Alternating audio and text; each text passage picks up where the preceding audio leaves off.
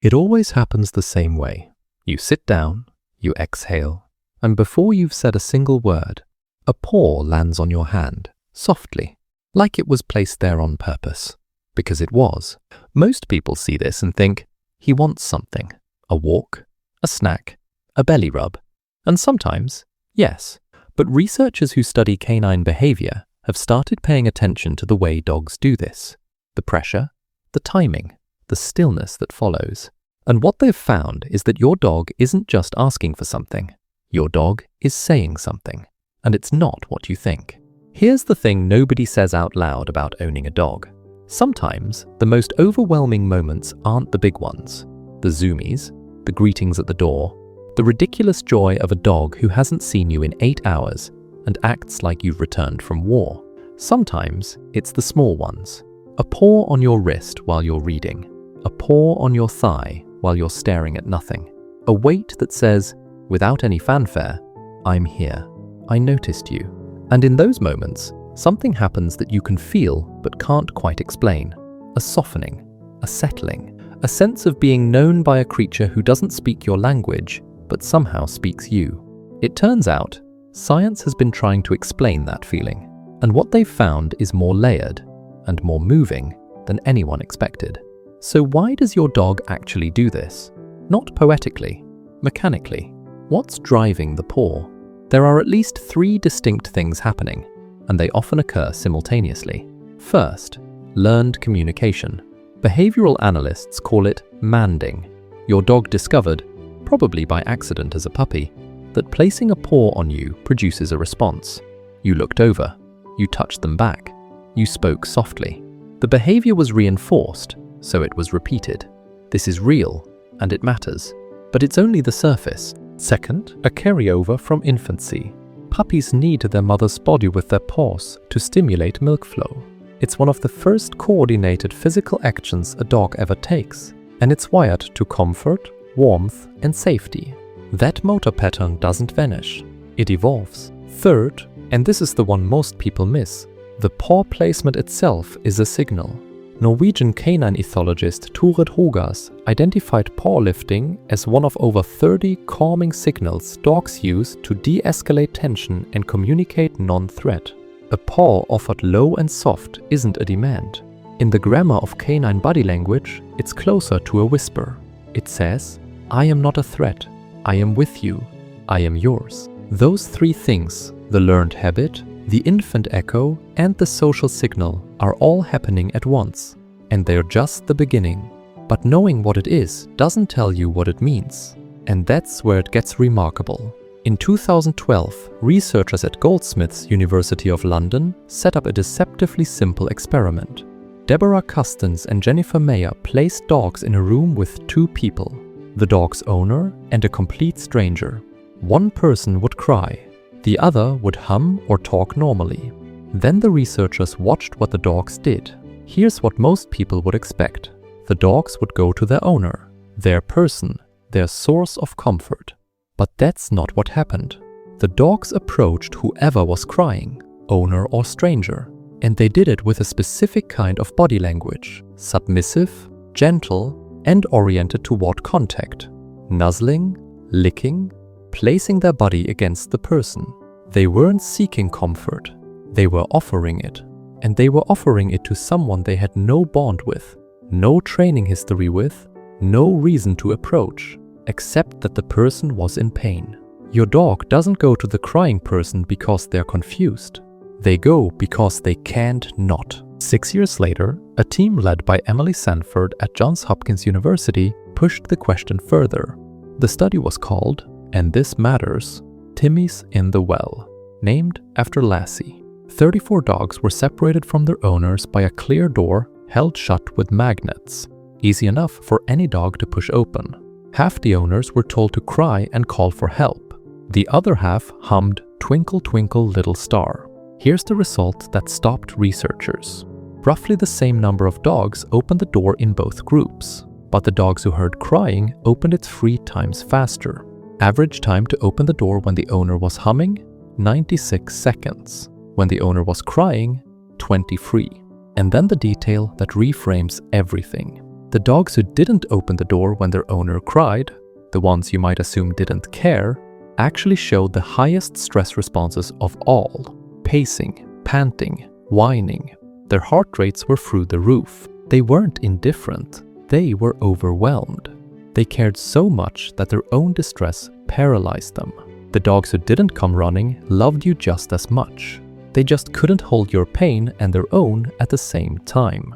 Now here's where the paw comes back in. Neuroscientists studying touch, not specifically in dogs but across mammals, have identified a class of nerve fibers called C-tactile afferents. They were first discovered by Swedish researcher Åke Wallbo. These nerves don't register pressure or temperature. They don't help you locate where you've been touched. They do one thing. They respond to slow, gentle, sustained contact. Exactly the kind of touch that a paw resting on your skin provides. And they send a signal straight to the insular cortex, the part of the brain that processes emotion, not the part that processes sensation. Emotion. These fibers exist in hairy skin across mammals. Your dog has them. You have them. And when your dog places a paw on you and holds it there, both of your nervous systems are receiving the same category of input. A signal that researchers now describe as a safety signal. A message transmitted through skin that tells the amygdala, the brain's alarm center, you are not in danger. You can stand down. That paw on your arm isn't asking you for anything. It's telling your brain that you're safe. And here's the part that makes researchers pause. A 2021 study published in Scientific Reports compared how wolves and dogs responded to physical contact with humans. Both species were hand-raised. Both had close relationships with their caretakers. But when researchers measured oxytocin, the neurochemical most associated with bonding and trust, they found that pet dogs showed a significant correlation between physical contact with their owners and rising oxytocin levels. Wolves did not show the same pattern. What this suggests is that the hormonal reward loop for interspecies touch, the chemical feedback that says this contact matters, seek it again, didn't just happen, it was shaped. Over thousands of years of co-evolution, dogs developed a nervous system that chemically reinforces contact with humans. Not just any contact, affiliative contact, the gentle, sustained, purposeful kind. Think about what that means for a second. Your dog's body was built across millennia to find peace in touching you. That's not training, that's evolution saying, this bond is worth keeping. There's a story I need to tell you. It was shared by a man whose wife was diagnosed with ALS, the disease that slowly takes the body while leaving the mind awake. They had a dog named Tex. When his wife could still sleep in their bedroom, Tex slept at the foot of the bed with her pink bathrobe. When she was moved to a hospital bed in the living room, Tex moved too. He barely fit. He slept at her feet anyway, for 6 months. When she was transferred to hospice, her husband brought Tex to visit. The dog jumped onto the bed and placed both paws on her hand. That's all, just his paws on her hand. That night, Tex was restless. He slept on the floor instead of the bed. By morning, he was gone. He had pulled her pink bathrobe over himself and died in the night. His wife passed the next day. People at the memorial said Tex knew she was leaving, that he went ahead to meet her. I don't know if that's true. I don't think science has a framework for it. But I know this, a paw on a hand in a hospice room from a dog who slept 6 months where he didn't fit. That is not a learned trick. That is not a calming signal. That is something that doesn't have a name yet, and maybe doesn't need one. If you're sitting here right now, thinking about all the times your dog put a paw on you and you barely noticed, the times you moved it, or got up too quickly, or were looking at your phone, I need you to hear this. The research on C-tactile afferents shows that the safety signal works even when you're not paying attention. The Goldsmith study showed that dogs don't need you to respond correctly. They approach because your emotional state matters to them, not your reaction. And the Sanford study proved that even the dogs who freeze and do nothing are carrying your pain in their body. Your dog has never once kept score. So tonight, if a paw lands on you, heavy or light, brief or lingering, you don't have to do anything special. Just don't move it. Let it stay. That's enough. For both of you, that has always been enough. If you felt something during this video that you weren't expecting, that's what this channel is for. There's more here. Subscribe and I'll keep going. Has your dog ever put a paw on you at a moment that felt like they knew something? Tell me that story. Okay, so that's a wrap up for today's video. I'll be back with a new one soon. A neuroscientist named Gregory Burns spent 15 years with a pug named Newton. They had their routines, the couch, the walks, the way Newton would press into his leg while he worked. Then Newton's spine gave out. His back legs stopped working. And on the last day, Burns held him and watched his dog take one final snort of air and go still. And in that silence, Burns realized something that shook him. He had never, in 15 years, known whether Newton actually loved him, whether any of it was real, or whether he was just the person who opened the cans. That question would consume the next decade of his career, and the answer would come from a maze, 13 dogs, and a choice nobody expected. Here's the thing nobody warns you about when you share a dog with another person. At some point, you will be standing in your own home, watching your dog lose their mind over someone who didn't even remember to buy the food this week. And it stings in a way that's weirdly hard to explain to anyone who hasn't felt it. You won't say anything. You'll just notice. Most of what you'll find online about this will tell you the same 3 things. Dogs bond with whoever feeds them, dogs imprint during the first 6 months, and dogs prefer people who match their energy. All true. None of it is the interesting part. The interesting part is what we can now see happening inside a dog's brain when they encounter the person they've chosen. So let's start with what you think is going on when your dog picks a favorite, because you're probably half right and wrong about the half that matters. You think it's about who gives them the most. It's not, or at least, not the way you mean. Your dog isn't tallying treats. They're tracking something subtler. Whose behavior is the most predictable? The person who responds the same way most of the time, not perfectly, consistently, becomes the person your dog's nervous system files under safe. And safety, for a dog, isn't passive. It's permission. Permission to relax. Permission to stop scanning the environment. Permission to play. You also think it's about affection. Partly. But dogs don't bond hardest with whoever pets them the most. They bond with whoever is the most legible. Steady voice, readable body language, no sudden mood shifts. Your dog is a fluency machine. They're drawn to the person they can decode the fastest. And if your dog had that person during their first 6 months of life, when their brain was still building its social wiring, that signal isn't just strong, it's foundational. It's the template. All right. Let me show you what this looks like when you put it under laboratory conditions, because it's the kind of finding that sounds small and then doesn't leave you alone. A team at the University of Veterinary Medicine in Vienna brought dogs into an unfamiliar room and gave them a problem to solve. Manipulative toys, the kind where you nudge or paw something open for a treat. Not complicated. Then they changed one thing.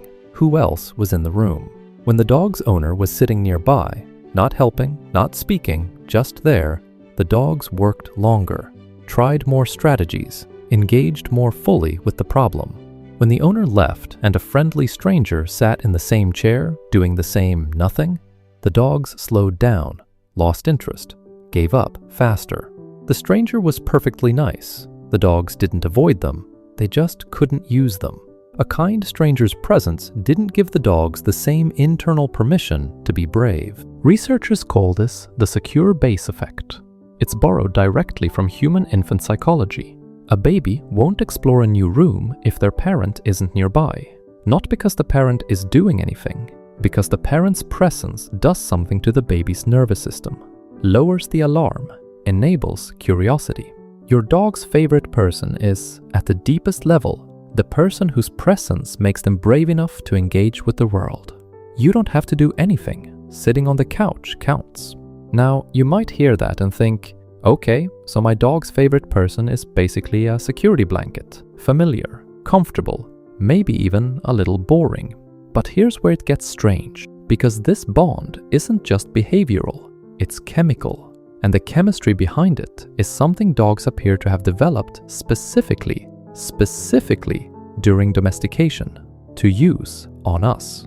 And we have the wolf data to prove it. A team at Azabu University in Japan brought dogs and their owners into a room and let them just be together for 30 minutes.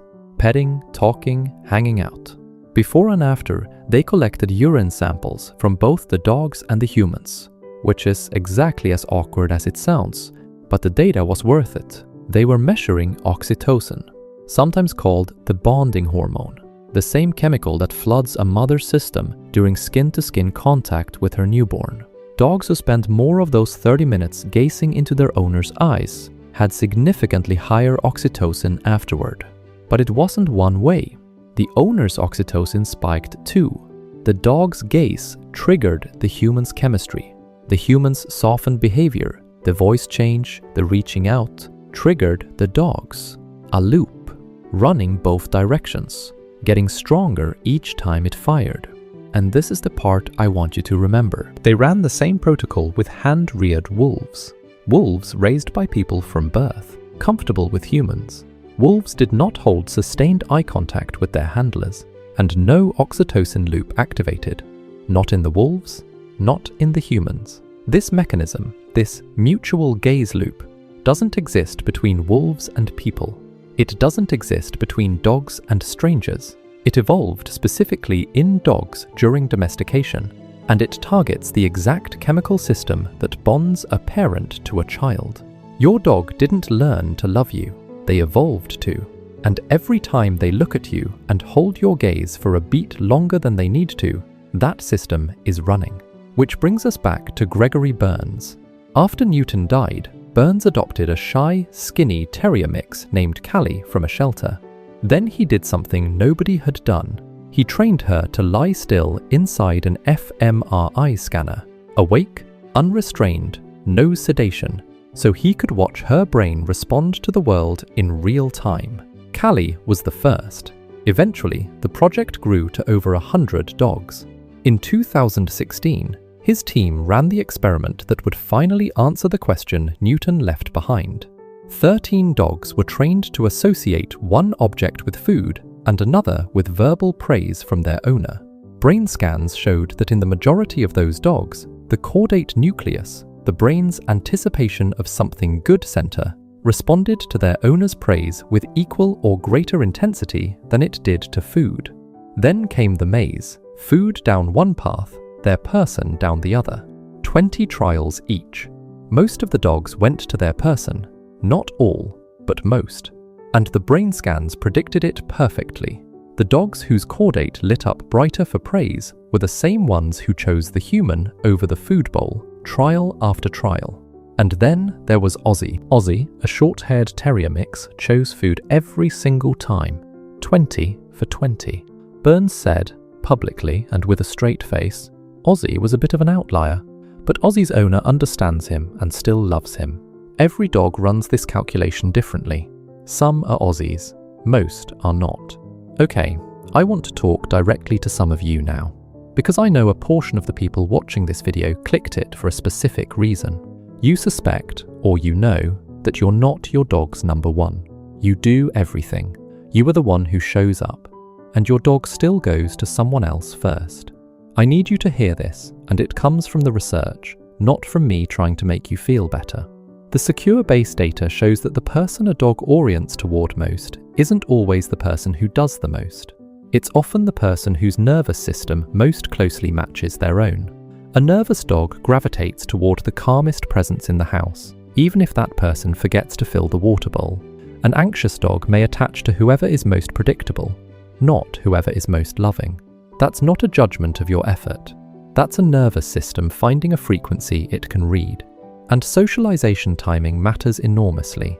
If your dog bonded with someone else during their first critical months, that wiring goes deep. You didn't fail. You arrived after the foundation was already set. But here's what the Vienna research also tells us. The secure base effect isn't permanent. Dogs can and do shift their primary attachment when routines change. When someone new becomes the steady, quiet, predictable presence, not through grand gestures, through showing up, again and again, in ways the dog's nervous system can learn to count on. You are not losing a contest, You are building a foundation. I keep thinking about Burns and Newton. 15 years on the couch together. 15 years of walks and leg presses, and routines that neither of them thought about because they just were. And then it was over. And the question that was left wasn't, was I a good owner? It was, did he know me? Did any of it register? It took a decade, 100 dogs in brain scanners, and a terrier mix named Callie to get to an answer. And the answer, from the caudate nucleus data and the gaze loops and the maze and every study that followed, is yes, your dog knows you. Not your name, not your job, your scent, your rhythm, your nervous system signature. They carry you in their brain the way you carry them in yours. That's not a metaphor. That's what the scans show.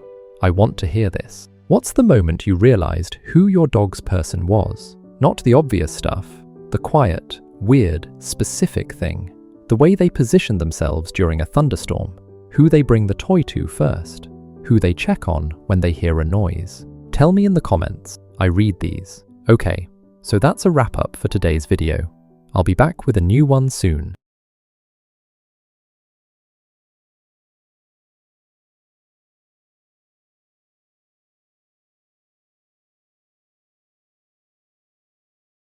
Who is a billionaire?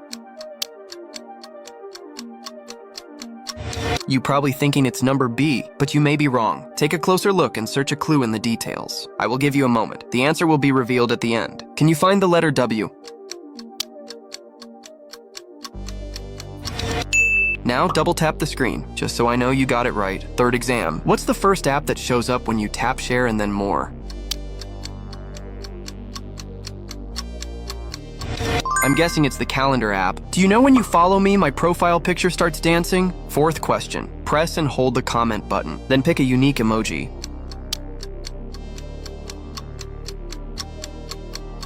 I bet you picked this emoji. Now final question. Be warned, it's a tough one. Guess the number.